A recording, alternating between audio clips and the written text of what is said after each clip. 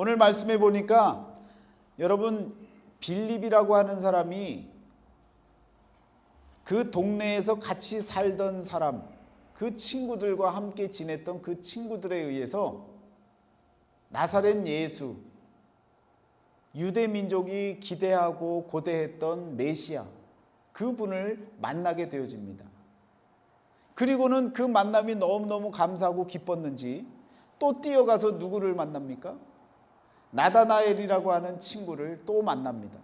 그리고는 가서 우리가 기록에서만 봤던 그 메시아, 하나님의 아들이라고 믿고 있는 그 메시아, 우리를 구원해 줄 이스라엘의 왕, 그분을 우리가 만나러 가자. 그분이 누군데? 나사렛 예수라고 하는 분이야. 라고 할 때 나다나엘이 뭐라 그래요? 야, 빌립, 친구야, 나사렛에서 무슨 선한 것이 나겠냐? 말이 되는 얘기를 해야지. 라고 이야기를 합니다. 그때 빌립이 뭐라 그래요? 아무리 얘기를 해도 이 나다나엘이 움직이지 않을 것 같은 거예요. 그러니까 나다나엘 와서 봐라. 와서 봐.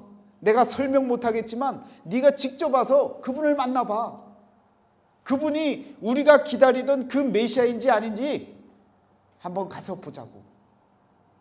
와서 보란 말이야. 너 내 친구 아니냐? 내 말을 못 믿어도 그 사람을 보고 믿든지 말든지 네가 선택해. 아마 이와 같은 대화가 오고 갔을 거라는 거죠. 그리고 나다나엘이 정말 예수님 앞에 나아갔는데 예수님께서 그가 오시는 것을 보고 그를 알아보십니다. 그러면서 보라, 이는 참으로 이스라엘 사람이라 그 속에 간사함이 없도다. 이와 같이 좋은 평을, 칭찬을 들려주시는 예수님의 그 음성을 듣습니다. 어떻게 나를 아시나이까? 라고 묻죠. 그랬더니 빌립이 너를 부르기 전에 네가 무화과 나무 아래 있을 때에 보았노라. 예수님께서 나다나엘이 이 무화과 나무 아래 있을 때부터 지켜봤다는 거예요.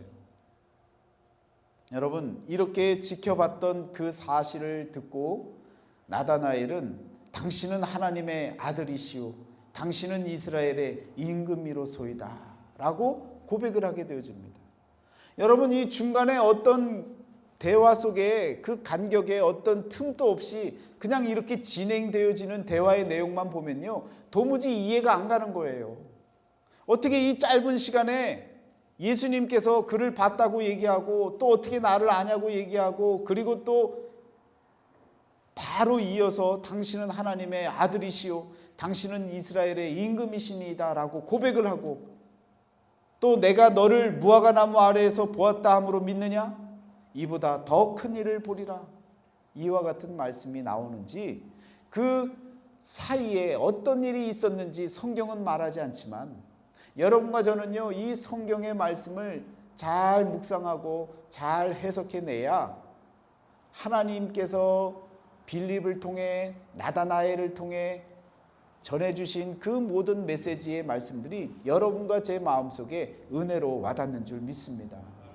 여러분, 이 빌립은요, 나중에 말씀에도 나오지만 경험, 체험을 중시 여기는 사람이었습니다.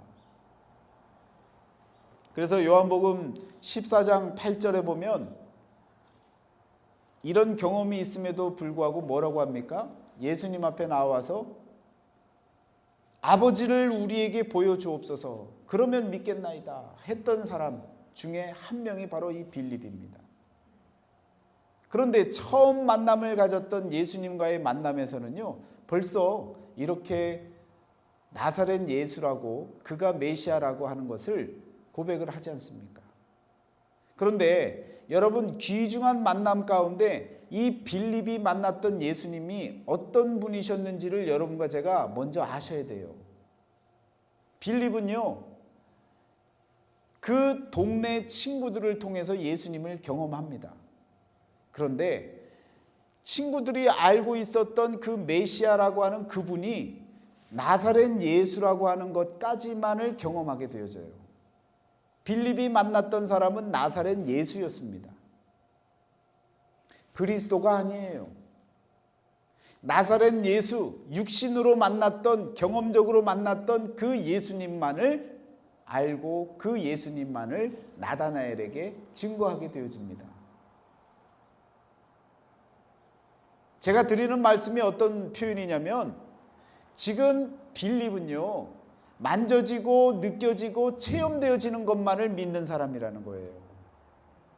그래서 성경에 기록되어져 있고, 그리고 사람들이 고대하고 기다렸던 그분, 그 메시아가 바로 하나님의 아들이고 메시아라고 하는 이 고백은 그의 입에서는 터져 나오지 않습니다. 우리가 기다렸던 그분이 바로 나사렛 예수야 라고 하는 표현까지는 빌립에게 허용되지만, 그분이 바로 하나님의 아들이고 메시아이고 참 그리스도셔 라고 하는 이 고백까지는 가지 못했다는 거예요. 그래서 나중에 요한복음 14장에서도 예수님께 당신의 아버지를 우리에게 보여주옵소서, 그러면 우리가 족하겠나이다 라고 고백하게 되어지는 겁니다. 나사렛 예수만을 경험했기 때문에 그 예수만을 이야기할 수 있었어요. 그러면서 그 모든 그리스도가 되시는 그분을 설명할 수가 없으니까 와서 보라라고 이야기를 하게 되어지는 겁니다.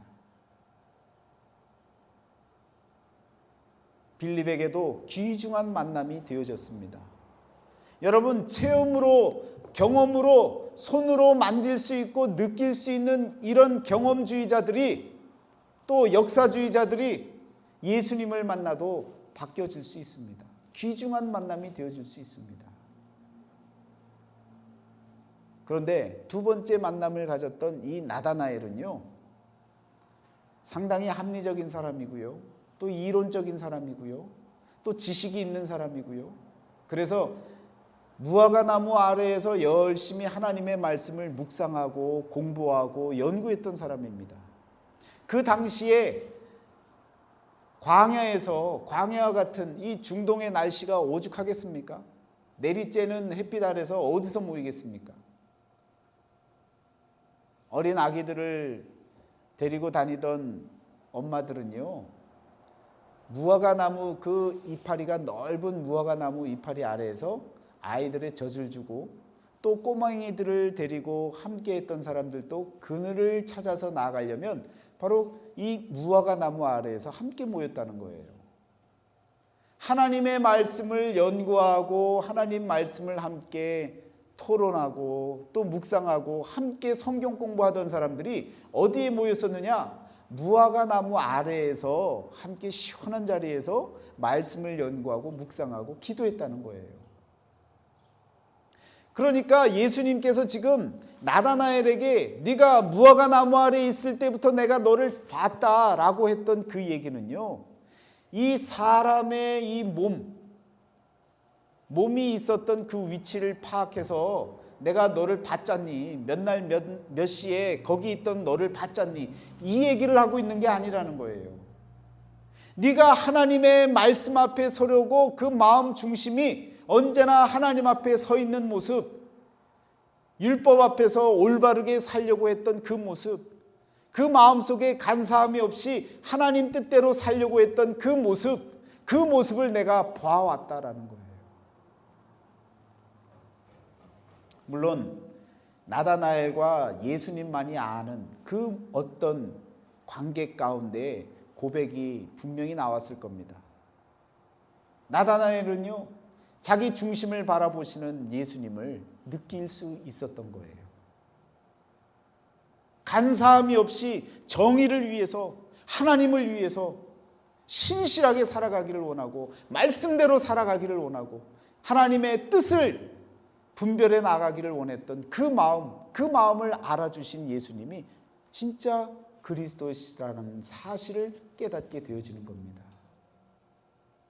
여러분, 그래서 지금 무화과 나무 아래에 있었던 그 나다나엘을 봤다라고 했을 때에 예수님께서 봤던 그 나다나엘의 모습은요, 이 외향적인 모습을 이야기하고 있는 것이 아닙니다. 하나님 앞에 서고 하나님의 말씀 앞에 무릎 꿇던 그 나다나엘의 그 마음 중심을 보신 주님이신 줄 믿습니다. 그래서 그 간사함이 없는 그 나다나엘의 그 중심을 우리 주님이 보시고 그를 칭찬해 주셨고, 그리고 말씀 앞에 서는 그 모습을 기이 여기셔서 그렇게 말씀해 주셨을 때에 자신의 삶을 돌아보고 자신의 마음을 알아주시는 그 주님 앞에 당신이 바로 내가 기다리고 기다렸던 하나님의 아들이시오, 이스라엘의 왕이 되시는 당신을 제가 인정합니다라고 고백할 수 있게 되어졌다는 것입니다. 여러분, 이 나다나엘은요, 말씀을 잘 알던 사람이에요. 열심히 성경을 공부했던 사람이에요. 그래서 빌립이 찾아와서 야, 나 저기 우리들이 기다리는 그 메시아 있잖아, 그분을 만났어, 나사렛 예수라는 분이야, 그분을 만났어. 그랬을 때 그 이야기를 소문으로 들었던 나다나엘은요, 귀로 들었을 땐 받아들일 수가 없는 거예요. 왜? 미가서 5장 2절 말씀에 보면요, 분명히 베들레헴에서 이스라엘의 왕이 나실 것에 대한 예언의 말씀이 있고, 그 말씀을 잘 알고 있었던 나다나엘은요, 나사렛에서 무슨 선한 것이 나겠느냐라고 분명히 반박을 했어야 되는 겁니다. 여러분, 그런 마음과 믿음으로 저와 여러분들의 삶을 말씀을 중심으로, 말씀을 귀히 여기며 또한 말씀을 따라서 살아나갈 수 있는 그런 마음가짐을 갖고 말씀 중심으로 사는 나다나엘의 그 마음가짐이 우리에게도 필요하다는 것입니다. 그러니까 말씀하고 벗어난 얘기를 하니까 그건 아닌 거죠. 그런데 나다나엘에게도 친한 친구 빌립이니까 그 친구가 잘못 길을 가면 안 되잖아요. 엉뚱한 사람을 믿고 그를 메시아로 여기면 안 되잖아요.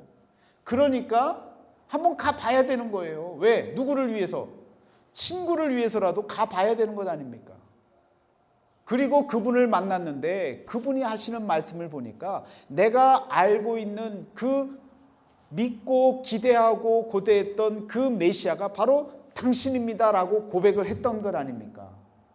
그러면 여러분, 지금 말씀에서 알고 있었던, 나다나엘이 알고 있었던 그 메시아가 지금 나사렛 예수라고 하는 그 메시아하고 일치가 되어져야 되잖아요.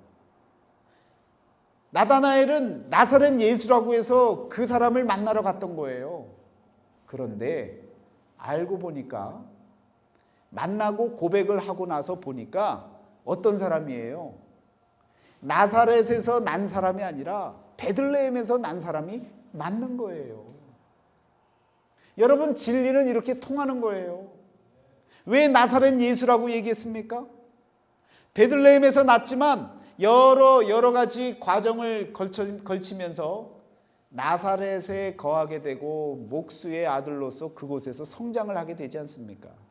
그래서 사람들은 그를 베들레헴에서 났지만 나사렛에서 성장기를 다 걸치고 성장했으니까 나사렛 예수라고 표현하는 것이 맞는 것이죠.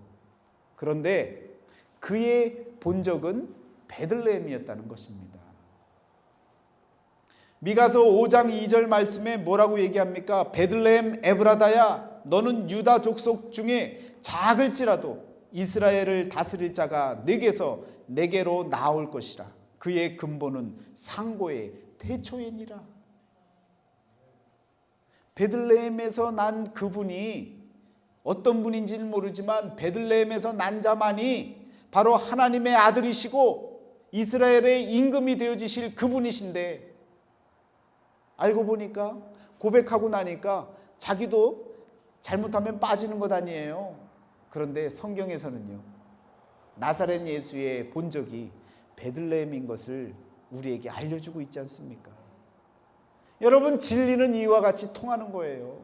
사람이 눈으로 보고 눈으로 판단했던 예수라고 하는 그 분을 나사렛 예수라고 이야기하고 그곳에서 성장했으니까 그곳의 사람이라고 얘기해 왔지만 정작 진리를 찾아내기 위해서 애쓰고 무화과나무 아래에서 말씀을 연구하고 하나님 앞에 매달렸던 나다나엘과 같은 사람은요, 진리를 알아봤다는 거죠.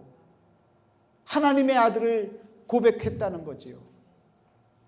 그리고 나서 알고 보니까 정말 베들레헴에서 난 그런 예수시다라는 것을 알게 되어졌다는 것입니다. 여러분, 빌립과 같이 서투르지만 전도할 수 있어요. 내가 다 설명할 수 없으면 어떻게 하면 됩니까? 와서 봐. 내가 설명할 수 없지만 와서 봐. 그분이 하나님인지 아닌지 한번 교회 나와서 보란 말이야. 말씀을 들어보란 말이야. 그 말씀이 정말 하나님의 말씀인지 아닌지를 들어보란 말이야. 우리는 전도를 이렇게 해야 되는 거예요. 내가 설명할 수 없으면요, 그렇게 전도를 해야 되는 거예요. 여러분, 그런데 한 가지 놓치는 건 뭡니까? 와서 봐. 우리 목사님 잘생겼어. 우리 목사님이 대단해. 이런 설명을 붙이면요, 그건 예수님을 소개하는 게 아니잖아요. 빌립은요, 못해도 예수님을 예수님으로 인정하고 그를 소개했지 않습니까? 차원이 낮았어요. 나사렛 예수를 소개했습니다. 그리스도를 소개했어야 되는데 나사렛 예수, 자기가 만났던 그 사람을 보라고 한 거죠. 그 사람을 통해서 한번 확인해 보라는 거죠. 그러나 나다나엘은요, 그가 만난 사람은 하나님의 아들 그리스도가 되시는 그분을 만난 거예요. 똑같이 예수를 만났는데 누구는 나사렛 예수를 만났고요, 누구는 그리스도를 만났다는 겁니다. 그리스도가 되시는 사실은 언제 확인이 되어진 거예요? 예수님께서 십자가를 지시고 죽고 다시 사는 역사가 일어날 때 그가 그리스도라고 하는 일컬음을 받는 역사가 일어나는 것인데, 여러분, 이미 하나님 말씀 앞에 열심히 말씀 공부하고 묵상하고 믿음으로 살았던 이 나다나엘은요, 이미 벌써 그 일이 일어나기 전에 처음 예수님을 만나고도 그를 그리스도라고 고백할 수 있는 그런 은혜가 그에게 주어졌다는 것입니다. 그런 만남을, 그런 귀중한 만남을 만나시기를 축원합니다. 여러분과 저는요, 그런 특별한 만남, 귀중한 만남을 가져야 되는 거예요. 그런 만남이 지속적으로 그리스도와 함께하는 그런 귀한 만남을, 귀중한 만남을 여러분 잃어버려서는 안 되는 것입니다.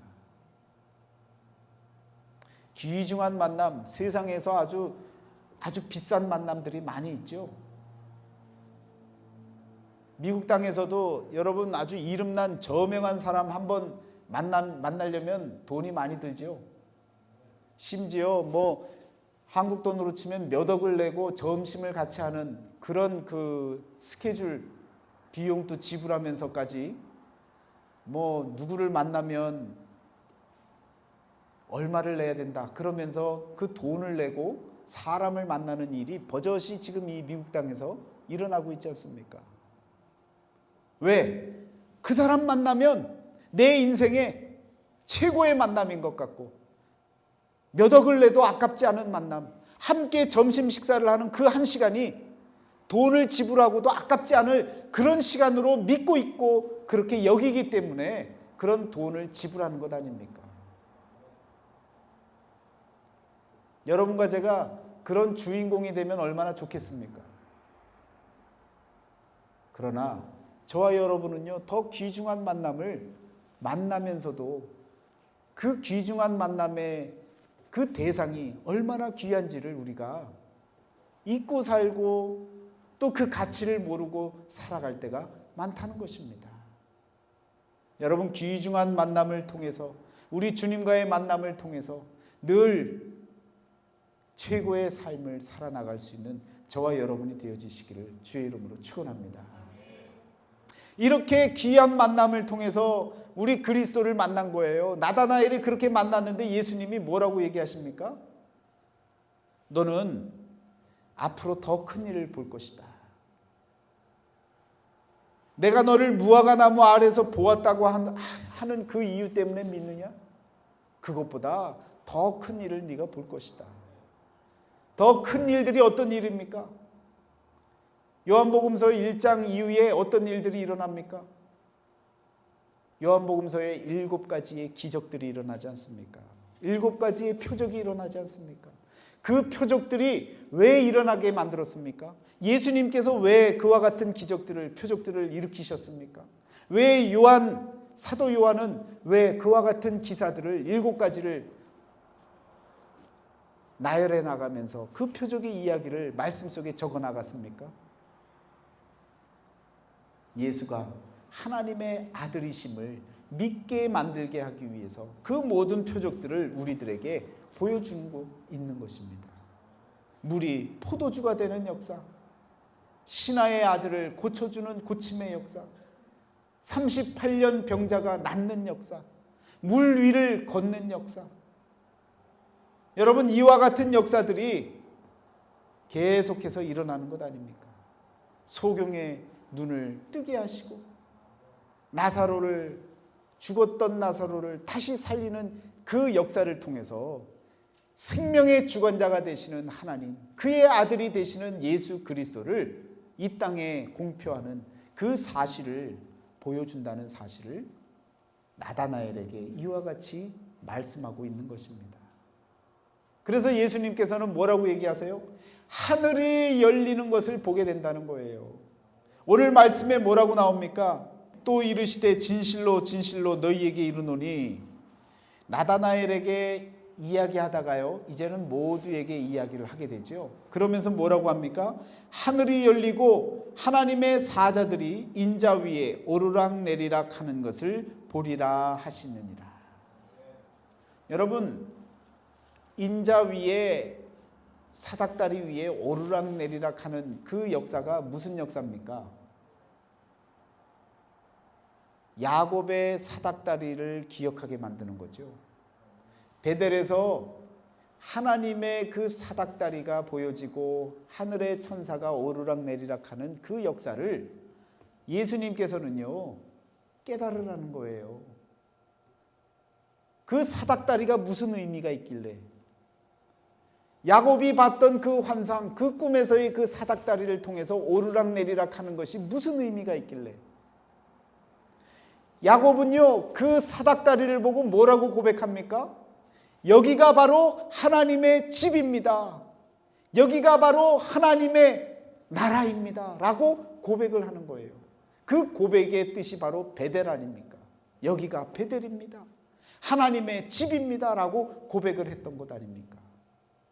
예수님께서도요 지금 함께 모이는 사람들에게 나다나엘을 통해서 이 메시지를 증거해 주고 계시는 거예요. 내가 있는 이곳이, 너와 함께 하는 이곳이 바로 하나님의 집이고 하나님의 나라이고 하나님의 통치, 그 하나님의 영역인 것을 우리들에게 알게 만들어 주시는 거예요. 우리는 죽고 가야 하는 그 천국만을 기대하고 그 천국만을 위해서 열심히 노력하고 살아가고 있지 않습니까? 그게 아니라는 거예요.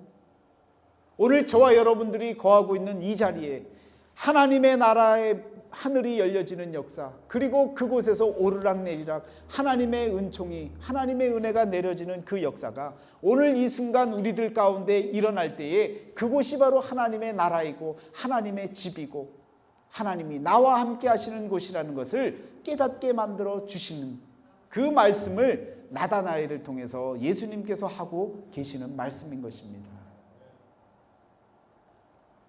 야곱의 사닥다리는요 바로 하나님의 나라가 저 멀리 있는 것도 아니고 오늘 나와 함께하는 이 자리에 우리 하나님의 말씀이 임하시고 하나님의 역사가 임하시는 이 자리가 바로 하나님의 나라라고 고백할 수 있는 그 믿음을 저와 여러분들에게 소개해 주고 계신 것입니다. 얼마나 귀중한 만남입니까? 예수님과의 만남. 처음에는요 차원이 조금 낮았던 나사렛 예수를 만났던 차원이라면 나다나엘을 통해서는요 그리스도를 만나는 거예요. 이스라엘의 임금을 만나는 거예요. 하나님의 아들을 만나는 거예요. 그런데 예수님께서는 더 나아가서 만나는 것뿐만 아니라 너희들과 함께하는 그 자리, 하나님이 임하시는 그 자리가 바로 하나님의 영역이고 하나님의 나라이고 하나님의 집인 것을 깨닫기를 원하고 계시는 것입니다. 그래서 나중에 예수님이 뭐라고 그러세요? 내가 너희 안에, 너희가 내 안에 그리스도와 함께 살아가는 그 삶을 우리들에게 알려주고 계신 것 아닙니까? 여러분, 우리 주님은요, 저 멀리 계신 분이 아니에요. 기도할 때만 나타나시고 사라지는 그런 분이 아니에요. 여러분과 저의 삶을 지켜보시고 나다나엘과 같이 무화과나무 아래에서 열심히 하나님 말씀을 묵상하고 하나님 말씀을 깨달아 나아가는 그 삶을 지켜보시고 네 안에 너희 중심에 간사함이 없구나라고 말씀해 주시는 그런 하나님이시라는 것입니다. 외양을 바라보시는 하나님이 아니라 저와 여러분의 중심을 바라보고 계시는 그런 하나님이신 것을 기억하시고 하나님께 나아가는 귀중한 만남을 계속해서 이어갈 수 있는 그러한 그리스도인이 되어주셔야 될 줄 믿습니다. 여러분, 이런 그 간사함이 없는 삶을 여러분과 제가 살아야 돼요. 이건요, 열매로 드러나는 거예요. 1933년 1월 30일에 독일에요, 히틀러가 제3제국을 건설하게 됩니다. 그런데 이틀 후에 보네퍼 목사님은요, 그것이 잘못된 통치자의 모습이 잘못된 길로 걸어갈 것에 대해서 논문을 발표를 하고 바로 반박글을 내게 되어집니다. 그런데 그 당시에요, 1930년도 때에 독일의 교회가 얼마나 잘 성장했는지 몰라요. 그런데 그 교회에 많은 지도자들하고 성도들이요, 간사한 마음을 가졌던 거예요. 그 간사한 마음을 가지고 우리는 독일 그리스도인이다라고 하는 단체를 만들어요. 그러면서 목사든 성도든 할 것 없이 다 같이 뭐라고 얘기를 하냐면, 여러분, 그 단체에서 어떤 주장을 펼치느냐면요, 예수님은 반유대주의자다, 그리스도교는 반유대주의 종교다, 이렇게 이야기를 하면서 유대인들을 학대할 수 있는 그 길의 문을 열어주고 나치들이 유대인들을 학살하는 그 길을 터주는 역할을 교회들이 해줬다는 얘기예요. 왜? 편안하게 살고 싶어서. 히틀러가 많은 혜택을 줄 거니까 편안하게 살고 싶어서 히틀러의 그 입맛에 맞는 이야기들을 만들고 그 교회들의 모습을 만들어서 개신교를요, 나치 클럽으로 만들고 싶었던 거예요. 그래서 세례받는 것도 어떤 것이라고 이야기를 하느냐면, 세례받는 것은 통치자의 그 마음에 나아가는 길이다라고 독일 그리스도인들 그 단체가 그렇게 표명을 한 거예요. 더불어서 성경에 나타나는 유대인적인 표현들, 여호와, 유대인들이 썼던 이런 히브리어로 되어지는 그런 표현들은 다 없애버리는 거예요. 구약 성경도 다 폐기 처분하려고 했습니다. 왜? 마음에 간사함이 있었기 때문에, 세상과 연합하고 살고 싶었기 때문에. 그것이 1930년대에 독일 교회의 모습이었다는 것입니다. 지금 한국 교회는요, 마찬가지입니다. 교회가 세상을 향해서 바른 소리를 못하고 있어요. 왜? 마음에 간사함들이 있어서. 이 간사한 마음 때문에 기회를 틈타서 이때 내가 더 편해질 수 있다라고 생각하는 그 기회를 틈타기 때문에, 여러분, 법을 들고 나서는 대통령 앞에서 혹시라도 문제될까 봐, 혹시라도 내 문제를 들추어낼까 봐 겁먹어서 아무 말 못하는, 한국교회에서 아무 얘기를 안 하고 있어요. 잠들어 있어요. 왜? 말만 하면 그냥 쳐들어오거든요. 겁나는 거예요. 여러분, 우리는요, 마음에 간사함이 없어야 되는 거예요. 당당해야 되는 거예요. 하나님 앞에 정당하게 해야 할 소리를 하고 믿음으로 사는 자의 모습을 보이며 살아나가야 되는 것입니다. 보네포 목사님이요, 아주 젊은 나이였어요. 20대에 아주 천재 같은 분이었습니다. 그래서 그분이 이 미국에 오셔서 유니온 신학교에 교수로서 가르치고 있다가 도무지 안 되는 거예요. 독일의 이 사태가 해결이 안 되어지는 거예요. 그래서 그분이 독일 그리스도인이라고 하는 그 단체를 대항해서 다시금 죽음의 길로 들어갑니다. 독일로 다시 들어간 거예요. 고백교회를 찾아가서 올바른 말씀을 증거하게 되어집니다. 그러다가 그 안에서 처형을 당하고 죽게 되어집니다. 나다나엘은요, 그런 인생을 살았던 사람이에요. 성경 속에 많은 설명은 없지만 간사함이 없다라는 얘기는요, 기회주의적인 그런 마음으로 살지 않았다는 거예요. 세상과 타협하지 않았다는 거예요. 내 고백, 내가 알고 있는 지식, 내가 알고 있는 예수 그리스도를 있는 그대로 증거할 수 있는 그런 마음의 자세를 갖고 살았던 사람이라는 거예요. 여러분, 우리 미국 땅에서도 마찬가지 아닙니까? 동성애법이 생겨나면서 많은 교회들을 주춤하고 여러분 같이 동조하고 같이 옹호하는 그런 모습들이 얼마나 많습니까? 왜? 법적으로 문제가 되고 법적으로 여러분 어려움을 당할까 봐 조금 더 기도하면서 기다려 봅시다. 그렇게 가는 거 아니에요. 그게 다 기회를 타겠다는 것 아닙니까?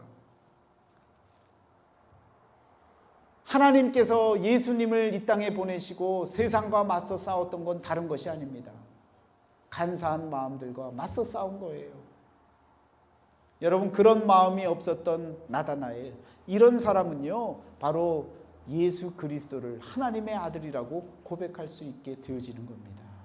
여러분과 제 마음속에 이와 같이 하늘이 열려지는 역사를 경험하고 또 더불어서 간사함이 없어서 물질 때문에, 사람 때문에, 또 환경 때문에, 여러 가지 조건들 때문에 하나님 앞에 간사한 마음을 갖고 사는 인생이 아니라 정직한 마음, 진실된 마음, 하나님이 함께하는 믿음의 마음을 갖고 하루하루의 삶을, 귀중한 만남을 계속해서 이루어 나가는 그러한 만남의 삶이 되어주시기를 이 시간 축원합니다.